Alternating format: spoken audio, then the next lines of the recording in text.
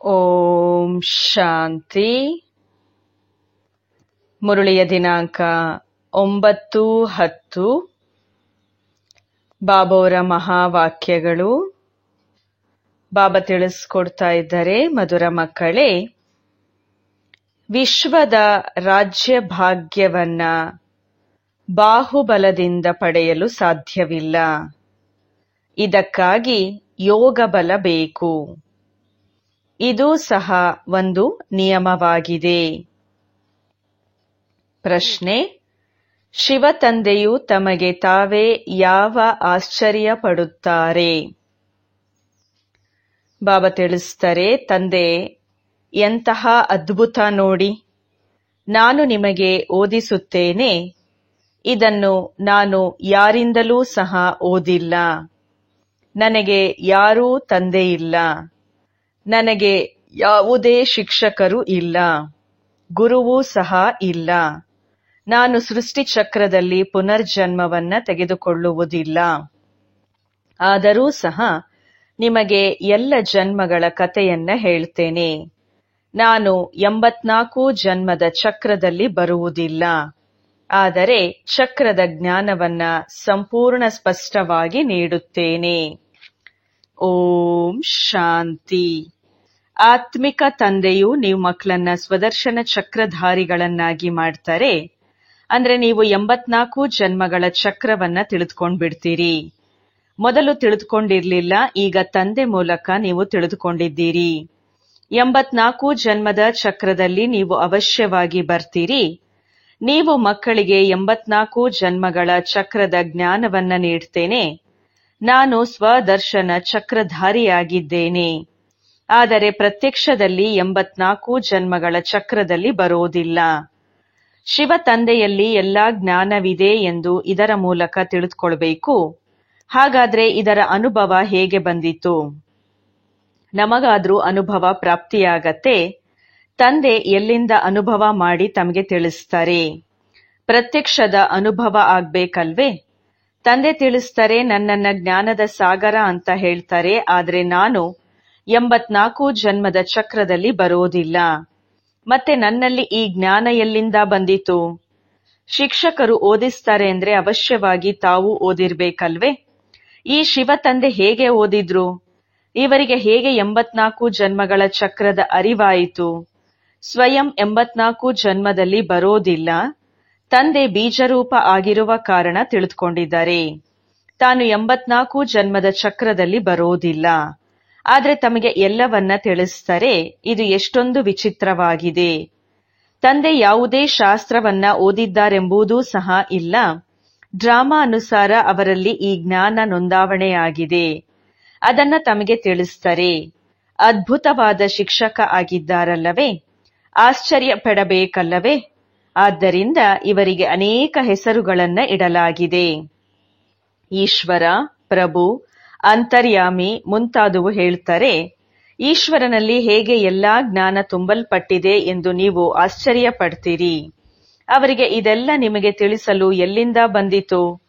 ಯಾರಿಂದ ಜನ್ಮವನ್ನ ತೆಗೆದುಕೊಂಡಿದ್ದಾರೆಯೋ ಅವರು ತಿಳಿಸಿರಬಹುದು ಎನ್ನುವುದಕ್ಕೆ ಅವರಿಗೆ ಯಾವುದೇ ತಂದೆಯೂ ಇಲ್ಲ.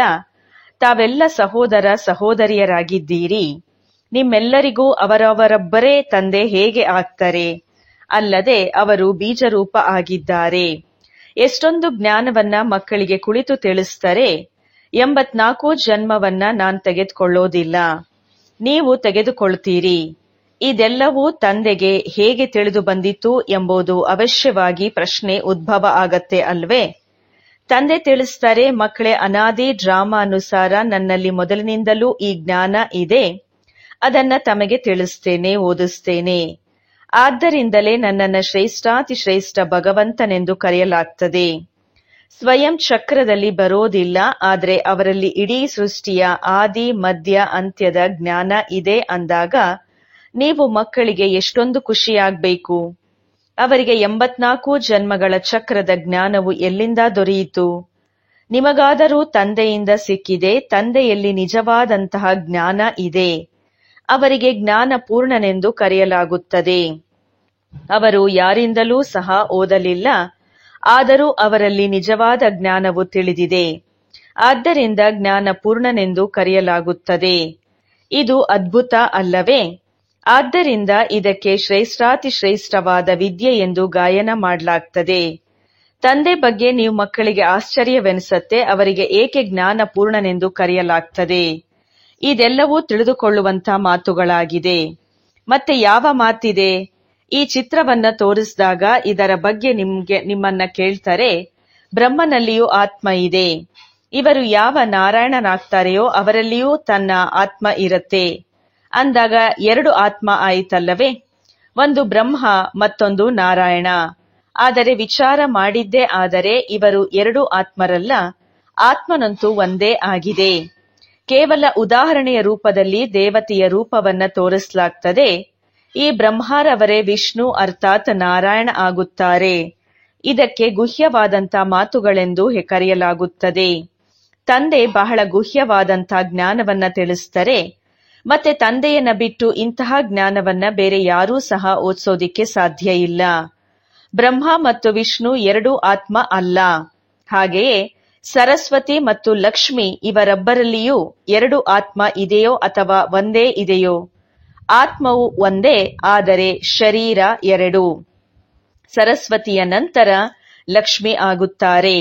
ಆದ್ದರಿಂದಲೇ ಒಂದೇ ಆತ್ಮ ಎಂದು ಎಣಿಸಲಾಗುತ್ತದೆ. 84 ಜನ್ಮವನ್ನ ಒಂದೇ ಆತ್ಮವೇ ಪಡೆಯುತ್ತದೆ. ಇದು ಬಹಳ ತಿಳಿದುಕೊಳ್ಳುವಂತಹ ಮಾತಾಗಿದೆ. ಬ್ರಾಹ್ಮಣರೇ ದೇವತೆಗಳು, ದೇವತೆಗಳಿಂದ ಕ್ಷತ್ರಿಯರಾಗುತ್ತಾರೆ. ಆತ್ಮ ಒಂದು ಶರೀರವನ್ನ ಬಿಟ್ಟು ಮತ್ತೊಂದನ್ನ ತೆಗೆದುಕೊಳ್ಳುತ್ತದೆ. ಆತ್ಮವು ಒಂದೇ ಆಗಿದೆ. ಹೇಗೆ ಬ್ರಾಹ್ಮಣರೇ ದೇವತೆಗಳಾಗುತ್ತಾರೆ ಎಂದು ಈ ಒಂದು ಆತ್ಮನನ್ನ ಉದಾಹರಣೆಯಾಗಿ ತೋರಿಸಲಾಗುತ್ತದೆ. ನಾನೇ ಅದು. ಇದರ ಅರ್ಥ ಎಷ್ಟು ಚೆನ್ನಾಗಿದೆ. ಇದಕ್ಕೆ ಗುಹ್ಯಾತಿ ಗುಹ್ಯವಾದಂತಹ ಮಾತುಗಳೆಂದು ಕರೆಯಲಾಗುತ್ತದೆ. ನಾವು ಒಬ್ಬ ತಂದೆಯ ಮಕ್ಕಳಾಗಿದ್ದೇವೆ ಎಂಬ ತಿಳುವಳಿಕೆಯು ಮೊಟ್ಟಮೊದಲು ಬೇಕಾಗಿದೆ. ಎಲ್ಲ ಆತ್ಮರು ಮೂಲತಃ ಪರಮಧಾಮದವರು. ಇಲ್ಲಿಗೆ ಪಾತ್ರವನ್ನ ಅಭಿನಯಿಸಲು ಬಂದಿದ್ದೇವೆ. ಇದು ಆಟವಾಗಿದೆ. ತಂದೆಯು ತಮಗೆ ಈ ಆಟದ ಸಮಾಚಾರವನ್ನ ಕುಳಿತು ತಿಳಿಸುತ್ತಾರೆ. ತಂದೆಯು ವಾಸ್ತವಿಕತೆಯನ್ನ ತಿಳಿದಿದ್ದಾರೆ. ಅವರಿಗೆ ಯಾರೂ ಸಹ ಕಲಿಸಲಿಲ್ಲ. 84 ಜನ್ಮಗಳ ಚಕ್ರವನ್ನ ಅವರೇ ತಿಳಿದಿದ್ದಾರೆ. ಈ ಸಮಯದಲ್ಲಿ ತಮಗೆ ತಿಳಿಸುತ್ತಾರೆ. ಮತ್ತೆ ನೀವು ಇದನ್ನು ಮರೆತು ಬಿಡುತ್ತೀರಿ. ಅದರ ಶಾಸ್ತ್ರ ಹೇಗೆ ರೂಪುಗೊಳ್ಳಲು ಸಾಧ್ಯ ಇದೆ? ತಂದೆಯಂತೂ ಯಾವುದೇ ಶಾಸ್ತ್ರವನ್ನ ಓದಿದವರಲ್ಲ. ಬಾಬಾ ತಿಳಿಸ್ತಾರೆ, ಹೇಗೆ ಹೊಸ ಮಾತುಗಳನ್ನ ತಿಳಿಸ್ತಾರೆ. ಅರ್ಧ ಕಲ್ಪ ಭಕ್ತಿ ಮಾರ್ಗವಾಗಿದೆ. ಈ ಮಾತು ಸಹ ಶಾಸ್ತ್ರದಲ್ಲಿ ಇಲ್ಲ. ಶಾಸ್ತ್ರಗಳೂ ಸಹ ಡ್ರಾಮಾದ ಅನುಸಾರ ಭಕ್ತಿ ಮಾರ್ಗದಲ್ಲಿ ಮಾಡಲ್ಪಟ್ಟಿದೆ. ತಮ್ಮ ಬುದ್ಧಿಯಲ್ಲಿ ಪ್ರಾರಂಭದಿಂದ ಹಿಡಿದು ಅಂತ್ಯದವರೆಗೆ ಈ ಡ್ರಾಮಾದ ಎಷ್ಟು ವಿಸ್ತಾರವಾದ ಜ್ಞಾನವಿದೆ. ತಂದೆಯು ಅವಶ್ಯವಾಗಿ ಮನುಷ್ಯನ ತನುವನ್ನೇ ಆಧಾರವಾಗಿ ತೆಗೆದುಕೊಳ್ಳಬೇಕಾಗುತ್ತದೆ. ಶಿವತಂದೆಯು ಬ್ರಹ್ಮರವರ ತನುವಿನಲ್ಲಿ ಕುಳಿತು ಈ ಸೃಷ್ಟಿ ಚಕ್ರದ ಜ್ಞಾನವನ್ನ ತಿಳಿಸ್ತಾರೆ. ಮನುಷ್ಯರಾದರೂ ಸುಳ್ಳನ್ನು ಸೇರಿಸಿ ಸೃಷ್ಟಿಯ ಆಯಸ್ಸನ್ನ ಎಷ್ಟೊಂದು ದೀರ್ಘವಾಗಿ ಮಾಡಿಬಿಟ್ಟಿದ್ದಾರೆ. ಹೊಸ ಪ್ರಪಂಚವೇ ಮತ್ತೆ ಹಳೆಯದಾಗುತ್ತದೆ. ಹೊಸ ಪ್ರಪಂಚಕ್ಕೆ ಸ್ವರ್ಗವೆಂದು, ಹಳೆಯ ಪ್ರಪಂಚಕ್ಕೆ ನರಕವೆಂದು ಕರೆಯಲಾಗುತ್ತದೆ. ಪ್ರಪಂಚವಂತೂ ಒಂದೇ ಆಗಿದೆ. ಹೊಸ ಪ್ರಪಂಚದಲ್ಲಿ ದೇವಿ ದೇವತೆಗಳು ಇರುತ್ತಾರೆ. ಅಲ್ಲಿ ಅಪಾರ ಸುಖ ಇರುತ್ತದೆ. ಇಡೀ ಸೃಷ್ಟಿ ಹೊಸದಾಗಿರುತ್ತದೆ. ಈಗ ಇದಕ್ಕೆ ಹಳೆಯ ಪ್ರಪಂಚವೆಂದು ಕರೆಯಲಾಗುತ್ತದೆ. ಹೆಸರೇ ಕಬ್ಬಿಣದ ಯುಗವೆಂದಾಗಿದೆ. ಹೇಗೆ ಹಳೆಯ ದೆಹಲಿ ಮತ್ತು ಹೊಸ ದೆಹಲಿ ಎಂದು ಕರೆಯಲಾಗುತ್ತದೆ. ಮಧುರ ಮಕ್ಕಳೇ, ಹೊಸ ಜಗತ್ತಿನಲ್ಲಿ ಹೊಸ ದೆಹಲಿ ಇರುತ್ತದೆ ಎಂದು ತಂದೆಯು ತಿಳಿಸುತ್ತಾರೆ. ಹಳೆಯ ಪ್ರಪಂಚದಲ್ಲಿ ಹೊಸ ದೆಹಲಿ ಎಂದು ಕರೆಯುತ್ತಾರೆ. ಇದಕ್ಕೆ ಹೊಸದೆಂದು ಹೇಗೆ ಹೇಳುವುದು? ಹೊಸ ಪ್ರಪಂಚದಲ್ಲಿ ಹೊಸ ದೆಹಲಿ ಇರುತ್ತದೆ ಎಂದು ತಂದೆಯು ತಿಳಿಸುತ್ತಾರೆ. ಅಲ್ಲಿ ಲಕ್ಷ್ಮೀನಾರಾಯಣರು ರಾಜ್ಯ ಮಾಡುತ್ತಾರೆ. ಅದಕ್ಕೆ ಸತ್ಯಯುಗವೆಂದು ಕರೆಯಲಾಗುತ್ತದೆ. ನೀವು ಇಡೀ ಭಾರತದಲ್ಲಿ ರಾಜ್ಯವನ್ನ ಮಾಡುತ್ತೀರಿ.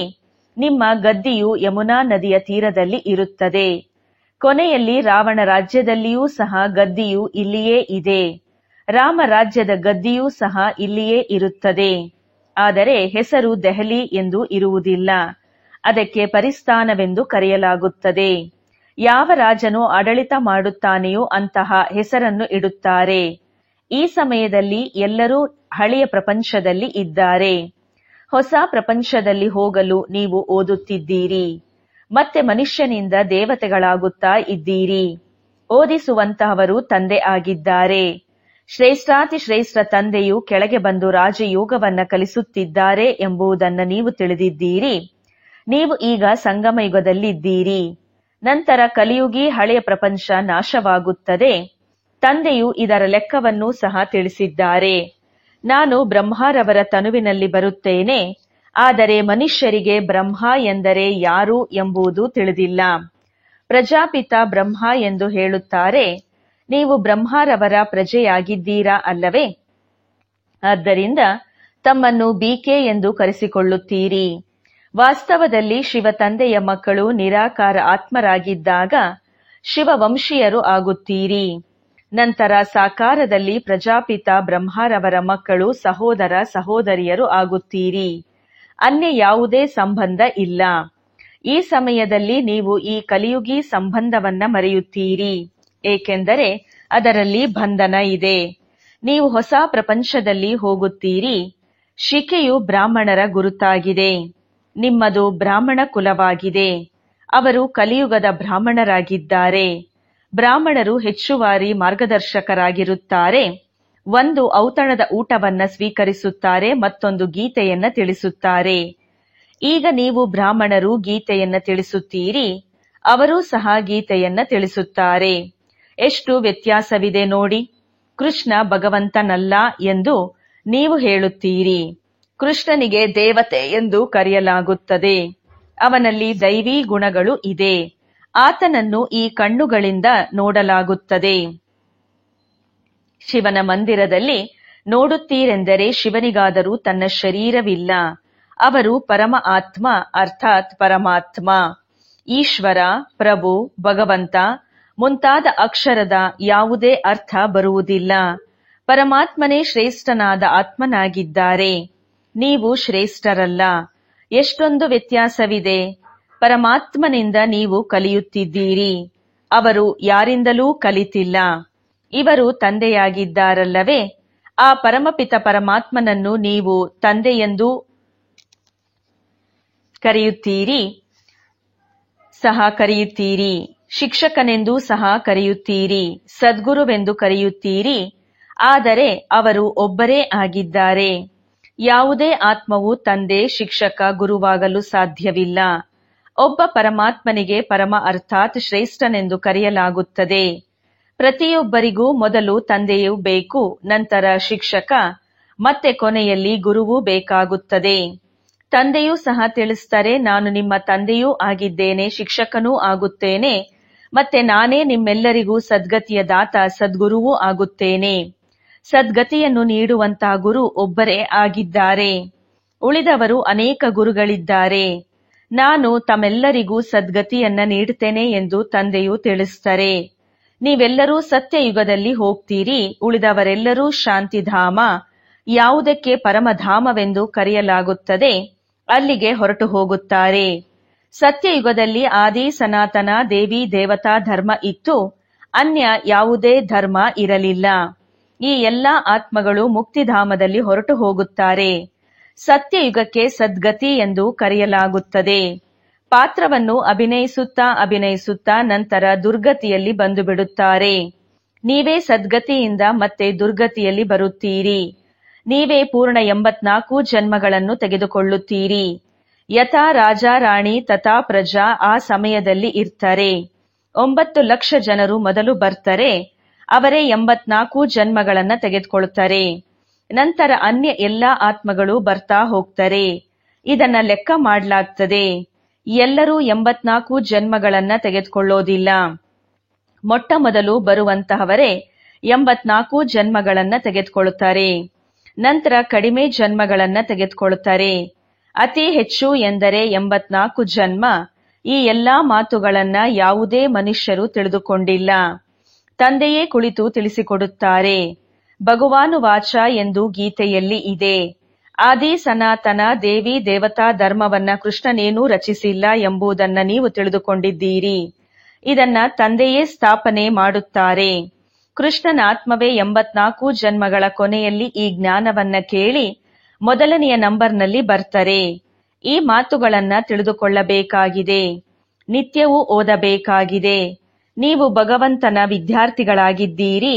ಭಗವಾನುವಾಚ, ನಾನು ನಿಮ್ಮನ್ನ ರಾಜರುಗಳ ರಾಜರನ್ನಾಗಿ ಮಾಡುತ್ತೇನೆ. ಇದು ಹಳೆಯ ಪ್ರಪಂಚವಾಗಿದೆ. ಸತ್ಯಯುಗವು ಹೊಸ ಪ್ರಪಂಚವಾಗಿದೆ. ಈಗ ಕಲಿಯುಗ ಇದೆ. ತಂದೆಯು ಬಂದು ಕಲಿಯುಗಿ ಪತಿತರಿಂದ ಸತ್ಯಯುಗಿ ಪಾವನ ದೇವತೆಗಳನ್ನಾಗಿ ಮಾಡುತ್ತಾರೆ.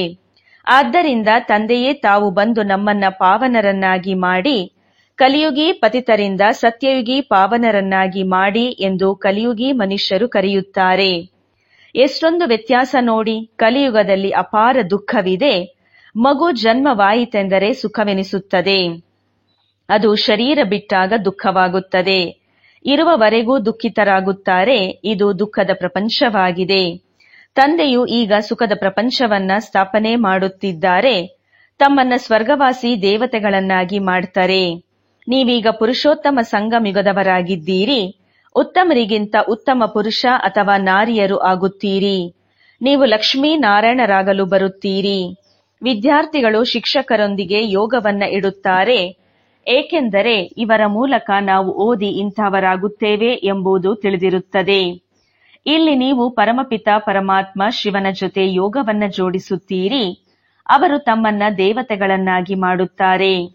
ಯಾರಿಗೆ ನೀವು ಸಾಲಿಗ್ರಾಮ ಮಕ್ಕಳಾಗಿದ್ದೀರಿ, ನಾನು ನಿಮ್ಮ ತಂದೆಯಾಗಿದ್ದೇನೆ. ನನ್ನನ್ನ ನೆನಪು ಮಾಡಿ ತಮ್ಮನ್ನ ಆತ್ಮನೆಂದು ತಿಳಿದು ತಂದೆಯನ್ನ ನೆನಪು ಮಾಡಿ. ಅವರೇ ಜ್ಞಾನ ಪೂರ್ಣರಾಗಿದ್ದಾರೆ. ತಂದೆಯು ನಿಮಗೆ ಸತ್ಯ ಗೀತೆಯನ್ನ ತಿಳಿಸುತ್ತಾರೆ. ಆದರೆ ಅವರೇನೂ ಓದಿಲ್ಲ. ನಾನು ಯಾರ ಮಗನೂ ಅಲ್ಲ, ಯಾರಿಂದಲೂ ಕಲಿತವನೂ ಅಲ್ಲ, ನನಗೆ ಯಾವುದೇ ಗುರುಗಳು ಇಲ್ಲ ಎಂದು ತಂದೆ ತಿಳಿಸ್ತಾರೆ. ನಾನು ಮತ್ತೆ ನೀವು ಮಕ್ಕಳ ತಂದೆ, ಶಿಕ್ಷಕ, ಸದ್ಗುರು ಆಗಿದ್ದೇನೆ. ಅವರಿಗೆ ಪರಮಾತ್ಮನೆಂದು ಕರೆಯಲಾಗುತ್ತದೆ. ಇಡೀ ಸೃಷ್ಟಿಯ ಆದಿ ಮಧ್ಯ ಅಂತ್ಯವನ್ನ ತಿಳಿದುಕೊಂಡಿದ್ದೇನೆ. ಅವರು ಬಂದು ಎಲ್ಲಿಯವರೆಗೆ ತಿಳಿಸುವುದಿಲ್ಲವೋ ಅಲ್ಲಿಯವರೆಗೆ ನೀವು ಆದಿ ಮಧ್ಯ ಅಂತ್ಯವನ್ನ ತಿಳಿದುಕೊಳ್ಳಲು ಸಾಧ್ಯವಿಲ್ಲ. ಈ ಚಕ್ರವನ್ನ ತಿಳಿದುಕೊಳ್ಳುವುದರಿಂದ ನೀವು ಚಕ್ರವರ್ತಿ ರಾಜರಾಗುತ್ತೀರಿ. ನಿಮಗೆ ಈ ಬ್ರಹ್ಮ ತಂದೆಯು ಓದಿಸುವುದಿಲ್ಲ. ಇವರಲ್ಲಿ ಶಿವ ತಂದೆಯು ಪ್ರವೇಶವಾಗಿ ಆತ್ಮಗಳಿಗೆ ಓದಿಸುತ್ತಾರೆ. ಇದು ಹೊಸ ಮಾತಲ್ಲವೇ? ಇದು ಸಂಗಮ ಯುಗದಲ್ಲಿಯೇ ಆಗುತ್ತದೆ. ಹಳೆಯ ಪ್ರಪಂಚ ಸಮಾಪ್ತಿಯಾಗುತ್ತದೆ. ಯಾರ ಕೂಡಿಟ್ಟ ಹಣವು ಮಣ್ಣಿನಲ್ಲಿ ಮುಚ್ಚಿ ಹೋಗುತ್ತದೆ. ಕೆಲವರದ್ದು ರಾಜನು ತಿನ್ನುತ್ತಾನೆ. ನೀವು ಅನೇಕರ ಕಲ್ಯಾಣವನ್ನ ಮಾಡಲು ಮತ್ತೆ ಅನ್ಯರನ್ನು ದೇವತೆಗಳನ್ನಾಗಿ ಮಾಡಲು ಈ ಪಾಠಶಾಲೆ ಮ್ಯೂಸಿಯಂಗಳನ್ನ ತೆರೀರಿ ಎಂದು ತಂದೆಯು ಹೇಳುತ್ತಾರೆ. ಇಲ್ಲಿ ಅನೇಕರು ಬಂದು ಸುಖದ ಆಸ್ತಿಯನ್ನ ಪಡೆಯುತ್ತಾರೆ. ಈಗ ರಾವಣ ರಾಜ್ಯವಲ್ಲವೇ? ರಾಮ ರಾಜ್ಯದಲ್ಲಿ ಸುಖ ಇತ್ತು. ರಾವಣ ರಾಜ್ಯದಲ್ಲಿ ದುಃಖ ಇರುತ್ತದೆ. ಏಕೆಂದರೆ ಎಲ್ಲರೂ ವಿಕಾರಿಗಳಾಗಿದ್ದಾರೆ.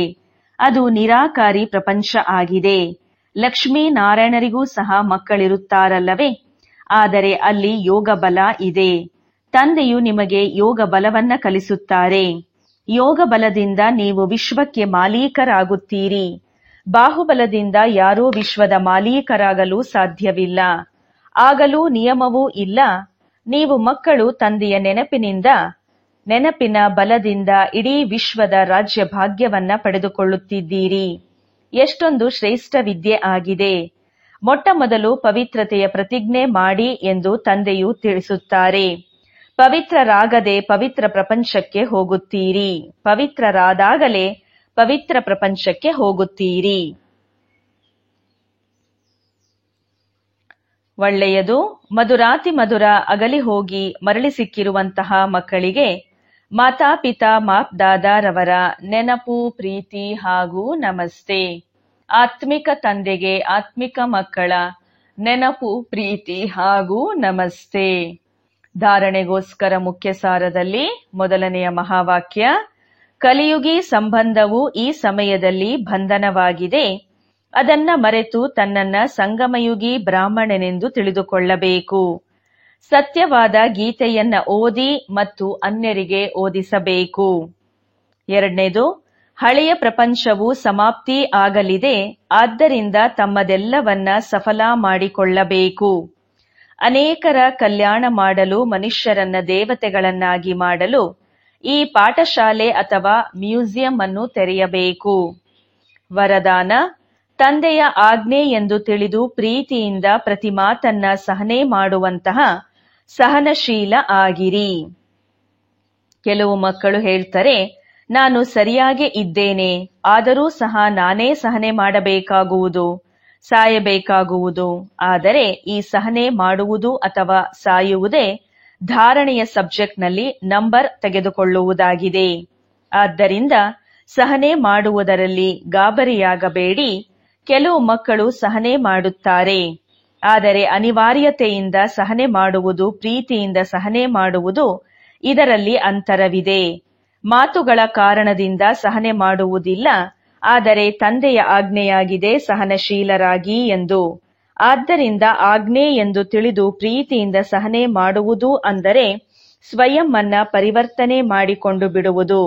ಇದಕ್ಕೆ ಮಾರ್ಕ್ಸ್ ಸಿಗುವುದು. ಸ್ಲೋಗನ್: ಯಾರು ಸದಾ ಖುಷಿಯ ಟಾನಿಕ್ ಅನ್ನ ತೆಗೆದುಕೊಳ್ಳುತ್ತಾರೆ ಅವರು ಆರೋಗ್ಯವಾಗಿರುತ್ತಾರೆ. ಒಳ್ಳೆಯದು. ಓಂ ಶಾಂತಿ.